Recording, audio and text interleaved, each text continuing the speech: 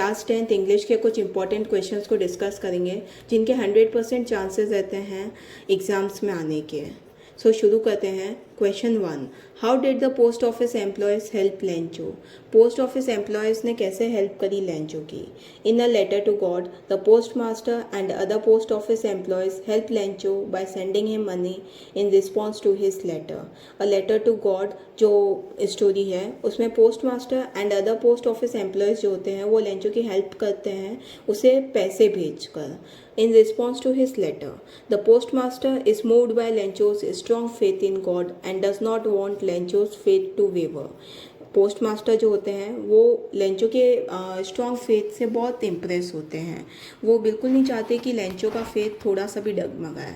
He ask the other post office employees for cash donations and raises 70 pesos for Lencho. वो other post office employees से donation raise करते हैं and वो collect करते हैं 70 pesos even though Lencho ने 100 pesos की request की होती है। The post master puts the money in an envelope and science it as God to convey that God has responded to Lencho's message. Post master उन सारे पैसों को एक एनवेलप में डालते हैं एंड एज गॉड साइन करते हैं। वो इसलिए एज गॉड साइन करते हैं ताकि लेंचो को ये लगे कि गॉड ने उसके मैसेज का रिस्पॉन्स दिया है। Question 2, why was Mr. Keesing annoyed with Annie and what extra homework did he give her after several warnings? Mister Keesing annoyed क्यों थे एनी से एंड उन्होंने उसको क्या एक्स्ट्रा होमवर्क दिया था? Mister Keesing was annoyed with any because she talk too much in class. Mister Keesing बहुत annoyed थे एनी से क्योंकि वो बहुत ज़्यादा बात करती थी क्लास में। He assigned her extra homework asking her to write an essay on a chatter बॉक्स। उन्होंने उसको एक्स्ट्रा होमवर्क दिया था कि उसे कैसे लिखना है on the topic a chatter box. Question 3, why was the young seagull afraid to fly? Young seagull को क्यों डर लग रहा था फ्लाई करने से? The young seagull was afraid to fly because it was its first flight. Young seagull को डर इसलिए लग रहा था क्योंकि वो उसकी पहली फ्लाइट थी। It is a well known fact that doing something for the first time is challenging. ये बहुत एक वेल नोन फैक्ट है कि कोई भी काम जब हम पहली बार करते हैं वो हमें बहुत चैलेंजिंग फील होता है। Therefore all young birds must be afraid to make their first flights. इसलिए सारी जो यंग बर्ड्स हैं उन्हें बहुत ज़्यादा डर लग रहा होगा कि उनकी फर्स्ट फ्लाइट लेते समय। Question 4, how will you assess Griffin as a scientist? Griffin को आप एज अ साइंटिस्ट कैसे एसेस करेंगे? Griffin as a scientist was brilliant. He had found a way by which human can become invisible.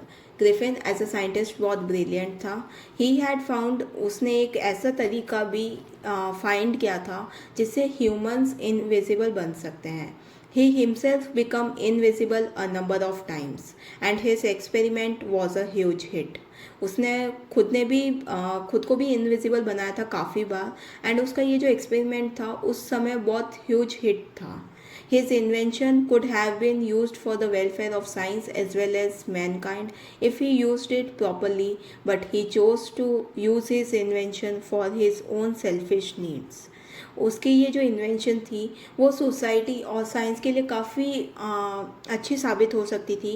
काफ़ी लोगों की उससे help हो सकती थी, बट उसने उसकी इन्वेंशन का जो यूज़ था वो रॉन्गली करना प्रेफर करा एंड उसके खुद के सेल्फिश नीड्स के लिए यूज़ करना प्रेफर करा। Question 6, how did Richard Ebright's mother help him to become a scientist? Richard की जो मदर थी उन्होंने उसको साइंटिस्ट बनने में कैसे हेल्प करी थी?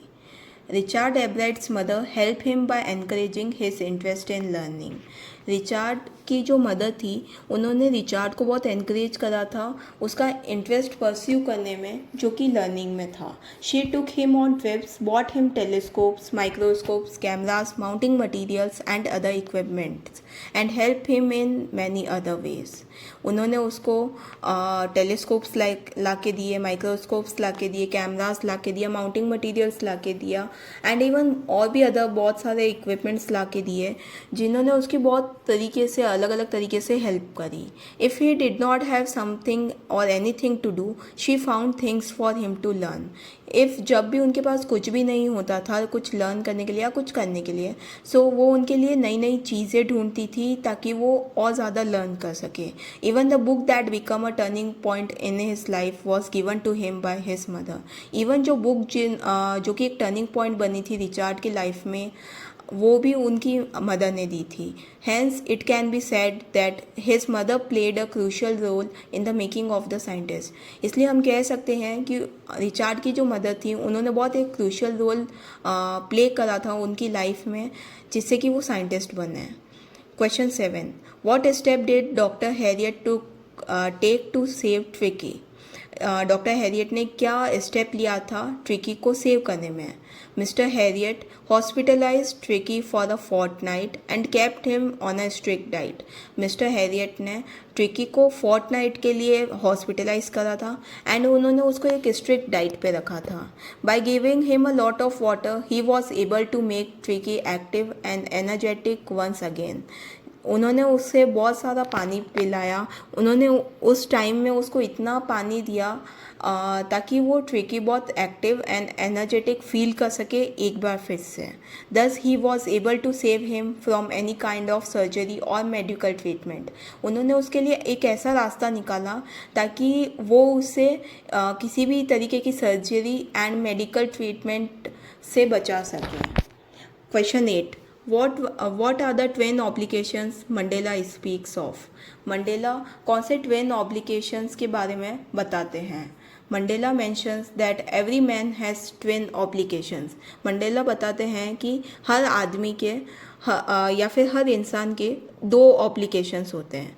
The first one is to his family, parents, wife and children. जो पहला होता है वो उसकी family, parents, wife and children के लिए होता है. एंड जो सेकेंड ऑब्लिगेशन होता है, the second obligation is to his people, his community and his country. जो सेकेंड ऑब्लिगेशन होता है वो उसके लोगों के लिए, उसकी कम्युनिटी के लिए एंड उसकी कंट्री के लिए होता है. Thank you.